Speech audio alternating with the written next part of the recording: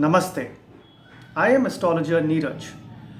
Today in this video, I want to talk about a very important topic which is quite relevant for the students of today. Now, the topic is about how astrology is going to be a key differentiator for all the students who are appearing for competitive exams. Now, students today are appearing for competitive exams in the government sector, also in the private sector. But unfortunately, the hard work, your discipline, your knowledge is not the only criteria that is required to get selected.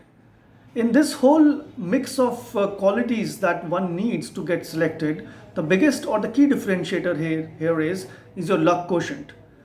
By luck quotient, what I mean is that it is not just important that you are lucky in terms of your efforts. We all are lucky in some way or the other. So we cannot change the planets and the destiny. But what we can really help and change is the way we prepare ourselves, the way we make decisions about the choice of a career, and where we are lacking in terms of a preparation, which can really help us, address our shortcomings and prepare well, so that when we are sitting in the exam, we can, use the right knowledge and the right experience to get the desired result. Now, let me tell you, my fellow students, that when you are sitting in the exam, the only thing that will count is what is going in your head.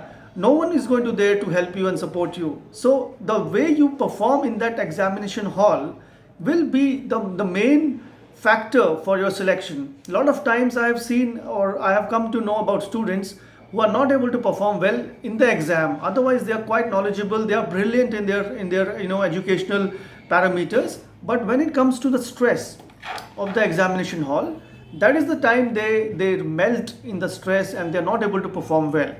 Also the timelines, because we have, maybe it's a two hour exam, or it may be a 3 hour exam, depending on which exam you are appearing. So in that time, it is important to finish the paper as per the timeline.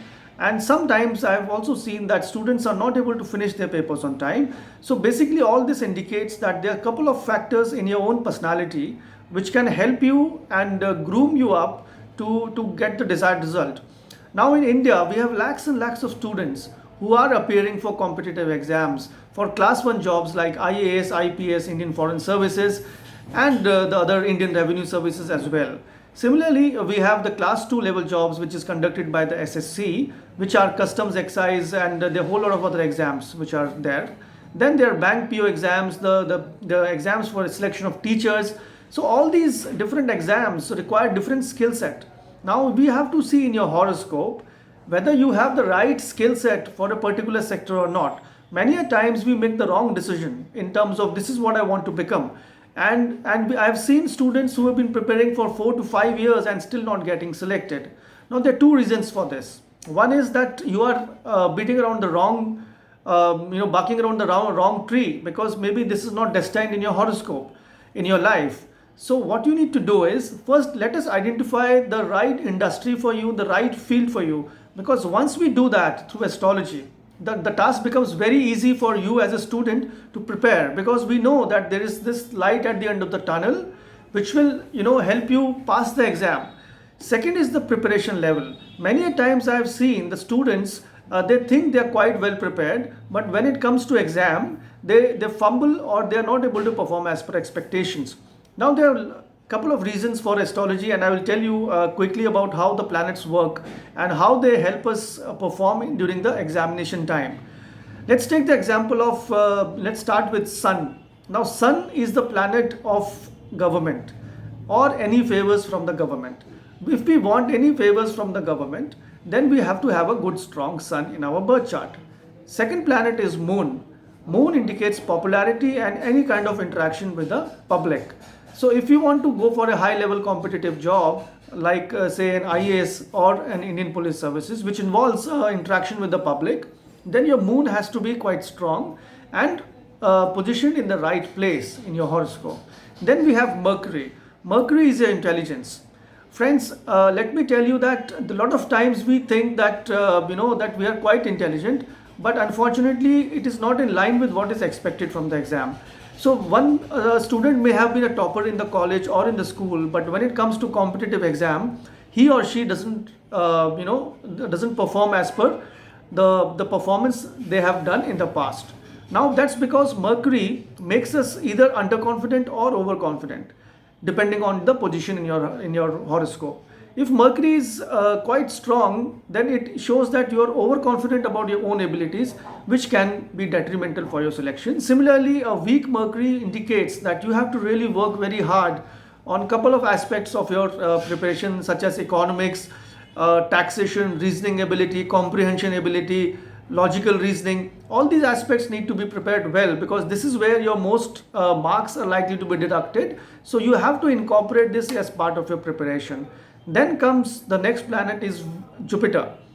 Now Jupiter, as we all know, is the most benefic, most auspicious planet in the solar system. A positive Jupiter in your birth chart is the key for you to maintain your positive attitude throughout your life, despite rejections, which is a part and parcel of this industry of competitive exams. So it is very critical that as a student, you remain positive about your own life, about your own existence, and accordingly keep your preparation very high. It also indicates knowledge and the synthesis of knowledge. A lot of times the children or the students read so much of information, but they're not able to synthesize it well during the exam time, which leads to obviously low marks in the exam. So we need a good Jupiter for you to synthesize all the information and accordingly improve your performance. Then come Mars. Now Mars is a very critical planet for you, because Mars indicates motivation, it indicates execution of what you have done so far in your life. If you have a good Mars, you will be an extremely good executor. But if you have a bad Mars, then your execution abilities will falter. You will do a work for a certain time and then you will lose focus. So which is not good for a competitive exam or selection in the exam. Mars is also your willpower and motivation. In this exam of say an IAS, IFS, or the top level jobs in India, we need students who are self-motivated, because at a certain age of your life, you cannot expect your parents or your teachers to motivate you. These exams are all about students who are self-motivated, self-driven, which is controlled by Mars. Then we have Venus, the planet of romance, love, and refinement. Now this planet Venus is otherwise a very beneficial and a benefic planet for people, but for a student it does indicate a lack of focus and distraction in their personal life.